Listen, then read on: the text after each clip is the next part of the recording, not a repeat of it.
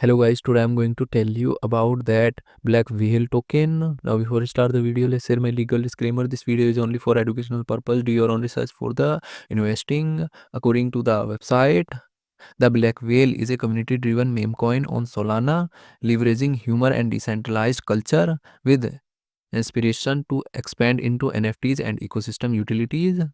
Blackwhale amplifies the Solana meme coin wave, combining low-cost chain advantage with community-centric branding. Its success hinges on execution roadmap milestones like NFT integration while maintaining viral movement.